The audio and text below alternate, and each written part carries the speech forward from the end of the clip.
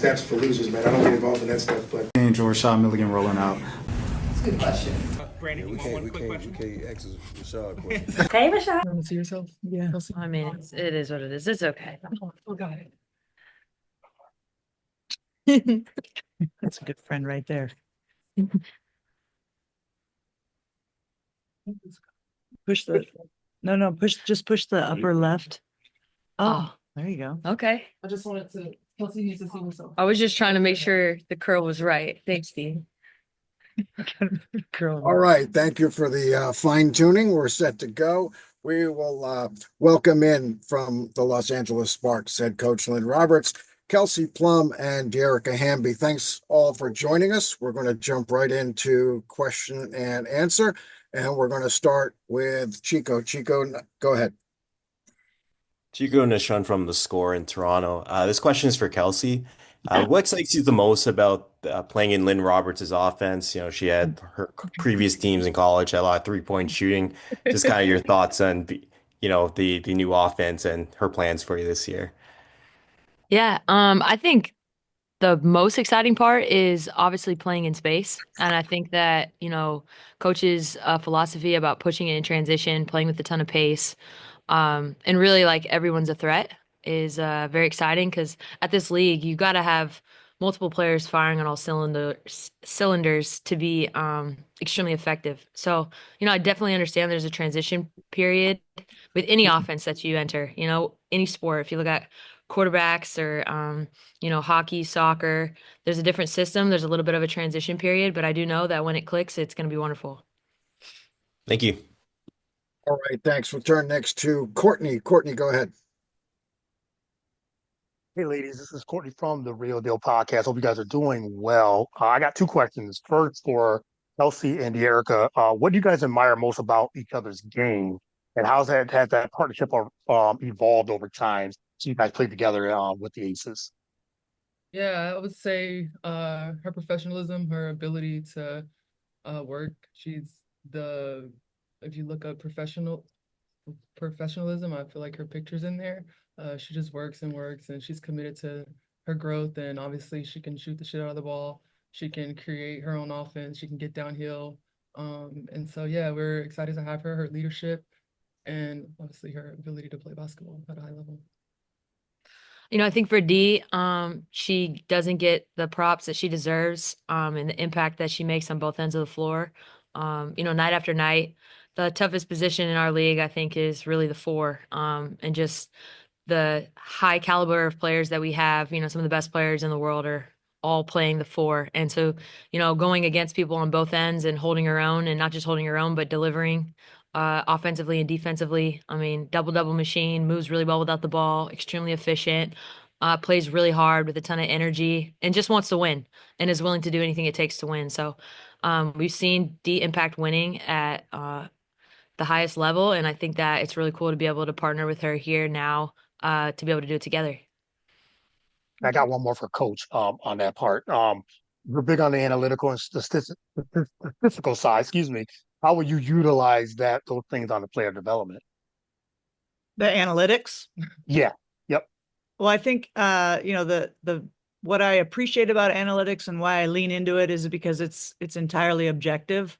It takes the emotion out of things. It takes the kind of the opinion out or how you're feeling. It's not, you know, you can't rely solely on it. I think you know, it's a science of using those things, but also, you know, using what you see, what your eyes tell you, what you're feeling about it, but then using the complete objectivity of analytics. So in terms of player development, I mean, it translates really easily in terms of what players can work on, and what, you know, maybe some it shows, you know, there's no mystery as to where some holes are or where some weaknesses are, or any of that stuff. So I think it goes hand in hand, the analytics and the player development piece. Thank you. All right, Thank all thanks. three. Thanks. We'll turn next to Willie. Willie, go ahead. Thank you. Appreciate it, ladies. Good to see you as always. Dearica, I have some stuff from you already from Unrivaled on Ray. So I'd like to focus, if possible, on Lynne and Kelsey doing something on Las Vegas local Ray Burrell. If you could just give me your comments, Coach, on how you've seen her, her develop since Unrivaled and in camp, and Kelsey, the chemistry that Ray brings to a lineup. Yeah, I think, Ray she's such a, in a word, I would just say kind of like a firecracker. She just brings life to every room she comes into, which is fun to have. She's just like everybody on our roster right now. They're learning a new style and a new system, and Ray's no different in that. But her length and athleticism, she is so athletic. Her 3-point shooting has improved, which is going to help us a lot. Defensively, she's really active, but I think she has grown a lot. I think playing in Unrivaled helped her. And I've seen a lot, obviously I didn't coach her last year, but she's going to be a big part of what we're trying to do. All right, thanks. Go next to Akeem. Akeem, go ahead. Sorry about that. I had a little bit of a problem, but Akeem Balaam, BeyondTheW.com. Best of luck, of course, this coming season. Just wanted to get your thoughts on, the game that you had against the recently against the Valkyries, that preseason game, and just about just seeing the possibility of that, really developing into a rivalry now that, now we have, two California teams in the W now. Is that for me? For anyone who wants to answer. I think I do think it was pretty cool to be up there and play in that inaugural preseason game, and then we get to turn around and do it again on Friday. That they had an incredible atmosphere. Their fans were ready.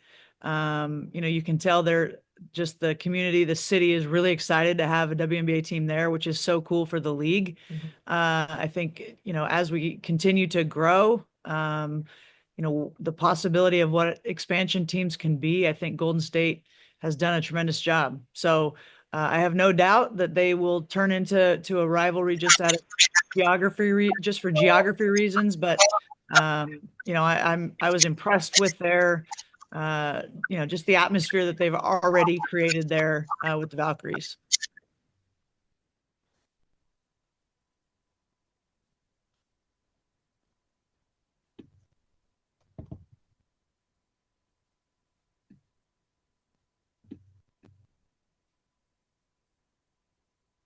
Richard Deitch, go ahead.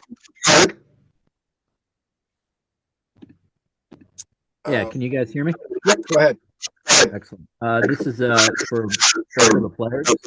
Oh, wow, we have bad feedback here. Hopefully that's not too bad. I wanted to ask you guys a media-centric question. When the schedule comes out as a player, how much are you paying attention to your games that are on national television or in a high visibility kind of window versus when a game is just being played locally?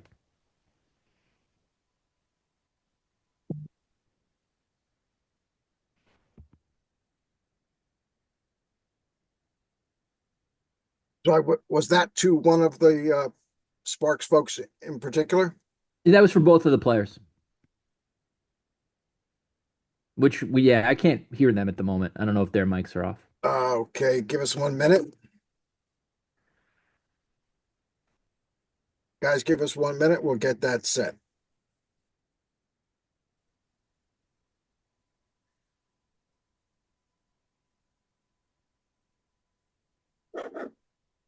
Can you hear us now? Yeah, no, I can. And this is Richard Deitch from The Athletic. But this is for either or both of the players. Yeah, I mean, as a competitor, you do know that you're on national TV, but it shouldn't change the way you play. And I think that it is definitely fun to be in those big games, especially like primetime, ABC, CBS. Sunday games are always super fun, like that 3 o'clock tip, no shoot around. I just get up, eat some breakfast, and go play. Those are really fun. But at the end of the day, I mean, to be successful in this league, you got to play the same way you play every game, whether that's just local TV or national.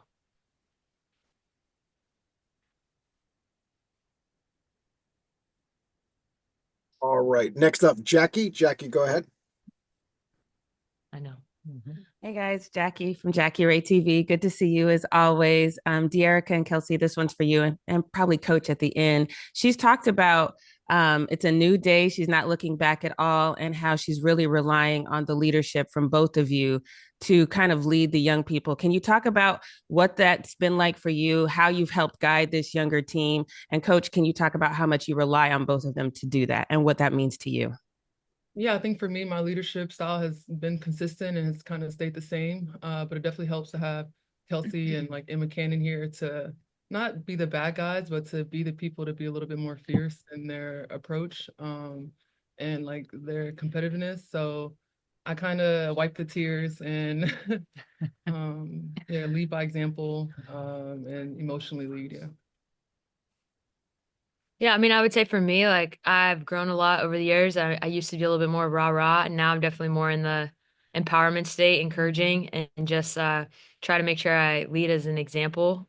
Just my energy and attention to detail, and just really trying to empower people, make people feel like the best version of themselves. So I know for me, that's what I love to thrive on, is when people really believe in me. So people remember how you make them feel. So I just want everyone to around me to feel empowered. And so that's been my focus since I've been here. And I would echo that. I think what has been really cool about these two is it's no mystery that they are our best players. And but when your best players are your hardest workers, and they do lead by trying to empower. That's I think the most impactful way that they lead is they do it without ego. They're very confident, but confidence is gained through the work you put in, and the success that gets you. So their work ethic is, it's impossible as a young player to not be affected by that just by being around it. Like Sarah Ashley Barker wanted to work out with KP her first day. And KP looked like she just was warming up, and Sarah Ashley's face was bright red, and but she kept up. But that's just going to make everybody better when they see that this is what it looks like to be an elite all-star at this level. But they're doing it in a way that is not threatening or intimidating. They're doing it in a way of empowering. And so for me as a coach, it doesn't get any better than that when your best players exemplify those type of things. Thank you. All right. Thank you. Turn next to Edwin. Edwin, go ahead.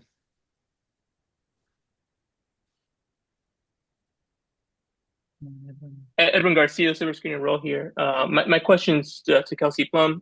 Plum, what individually speaking would make this a successful first season for you as a Spark? Well, I think that I've learned from time. It's okay. It was echoing. I've learned from my time in the league that really your ability to impact winning is going to directly affect your individual success. So obviously, for me, my focus is trying to affect winning. There's a lot of people that can have empty statistics, but I'm really focused on how can I help this team win. I understand where we were last year, and my goal is to significantly change that. So I think the individual numbers will come. I think people might be surprised by them, but at the end of the day, that's the reason that I was put in this position, to be able to carry a heavier load, and I have broad shoulders.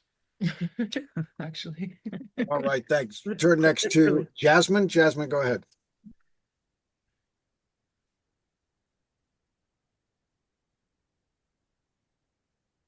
All right, Jasmine may have dropped off. We'll go to Rashad. Rashad, go ahead. Hey, yes, my question is for KP and Dearica. I'm sorry for the repetitive nature of this question, but it seemed like you guys had so much fun in Vegas. Just what is the general joy that you two have of being reunited now this season in LA?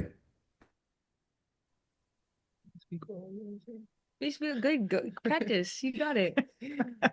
It's a full circle moment, I think, for the both of us. We definitely enjoyed our times in Vegas. A lot of joy, a lot of fun on the court together. I know everybody's looking forward to the prank wars for them to come back. But we have, like you said, like big plans for the season, big goals. So we're kind of focused more on that and how we can come together to make that successful. All right, thanks. Go next to Andrew. Andrew, go ahead. Thanks a lot, Ron. First for you, D-Ham, who has the best handshake that you have on the team right now, as well as you, Kelsey. Ask if you have a good handshake with anyone. And Lynne? Well, I've been asking Kelsey to come up with one, so we'll get one soon, and it'll be good. Ray and Rakia are in charge of a lot of that. They're TikTok kids, so we're putting them in charge of that. And Lynne, just wanted to ask you, since they had a lot of entertaining answers, what's your biggest non-basketball pet peeve? Non-basketball? Yes. We don't have time, man. We don't have time to get into all of those. Man, I don't know. What's your biggest basketball pet peeve? Biggest basketball pet peeve is Besides not throwing it to the hoop.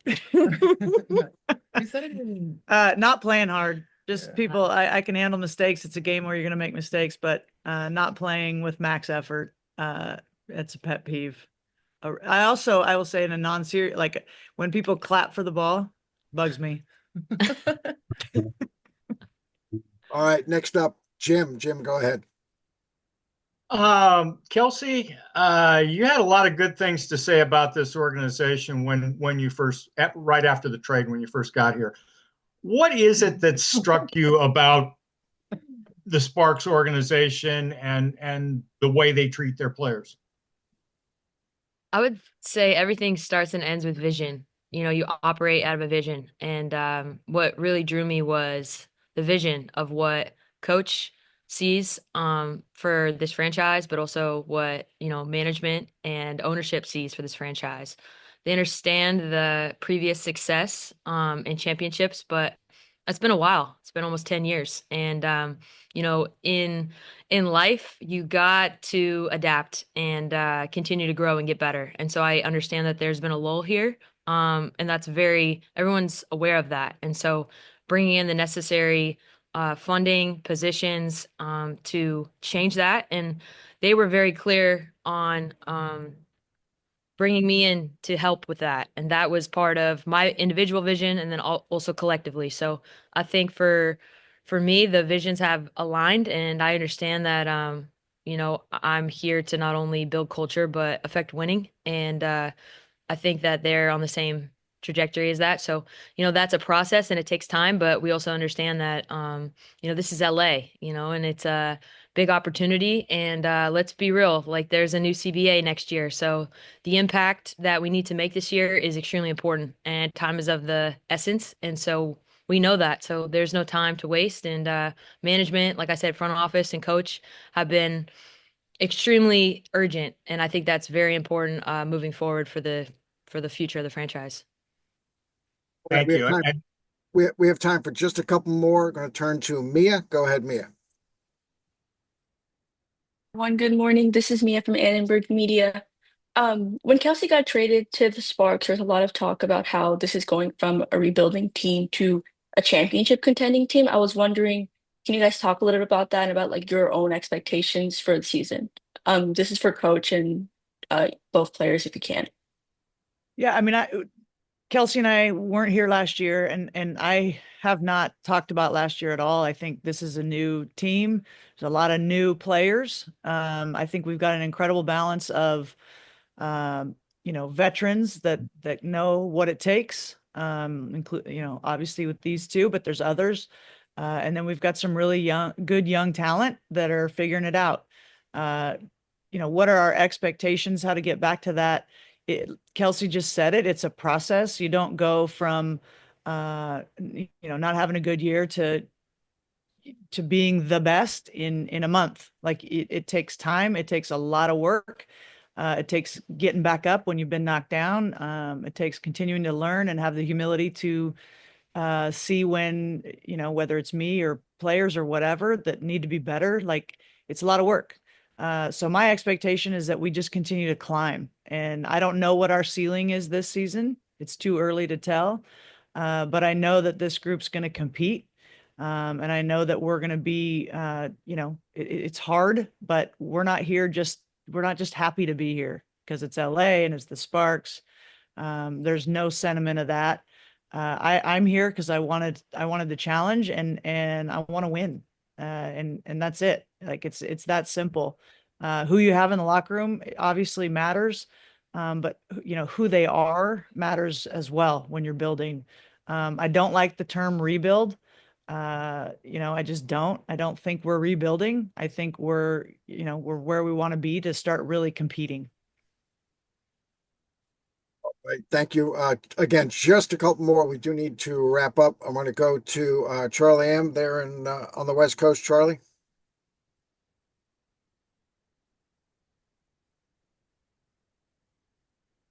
Chuck. Go ahead. Were you talking, Charlotte, with Yes, I'm sorry, FI360? Charlotte, Okay, yes. I'm sorry. Okay, hi, ladies. Just wanted to make sure. This is for the players. Talk about when you guys will be match up against, how big is the matchup to play your old team? What will they look like coming into the season? And for you, Coach, is there a particular team that you are looking forward to matching up with, as far as this season that you would love to challenge? Yeah, I get that question a lot, and I think it's pretty interesting because we're in a day and age where people have to stir the pot. And to be honest, I have nothing but love for Vegas, the city, the organization, each woman on that team, the coaching staff, Becky. I mean, I could go down the line of the impact that each individual has had on my life. So I'm forever grateful for my time in Vegas, and there's no animosity or ill will. It was just time for me to grow, and everyone understands that. I understand that, and that's why I took the leap of faith that I did. But leaving doesn't necessarily mean there's anything wrong. It's just time for a new chapter in my life, personally and professionally. And I'm proud of the decision that I made. And it took a lot of courage to do it. So with that being said, you won't get any stirring the pot from me. Yeah, of course I'm going to go out there and compete when I go to Vegas, like I do everywhere else. So with that being said, if Dearica wants to say anything, that's fine. But for now, like, I think we should cut that narrative because there is no one. Like, there is no narrative there. Right. Thanks. Guys, this will be our official last question. It's going to go to Nithin. For those of you we didn't get to, I will try to get to you on our next session. Nithin, go ahead. Hey, good afternoon, good morning, all three of you guys. This is Nithin Ramachandra from the NR Media and Worldwide Sports Radio Network. This is a question for all three of you. I want to talk about your fan base. What's it been like for you guys to see the fans supporting you guys throughout the whole year, and then up for this upcoming season, and seeing the fans getting excited and seeing the new team and having Kelsey on board? And I just want to get your reaction on the fans overall being excited. Yeah, I'll speak since I've been here the last couple of years. Yeah, I think our fans have been super consistent. I think we had one of the highest attendances actually last year. I know crypto is so big though, it's hard to see it at times, but we've had some loyal fans, and I know we're gonna bring them in now from different areas. But yeah, excited. I know they're looking forward to seeing us out there soon. All right. Lynne, Kelsey, Dearica, thank you so much for your Thank time. you. Wishing you the best of luck. We will see you down the road. To our media, we'll see you again at 2 Eastern. We have our session with the Chicago Sky. Thanks, everybody. Thank you. That's for losers, man. I don't get involved in that stuff, but. Angel Rashad Milligan rolling out. Brandon, we can't ask Rashad questions. Hey, Rashad.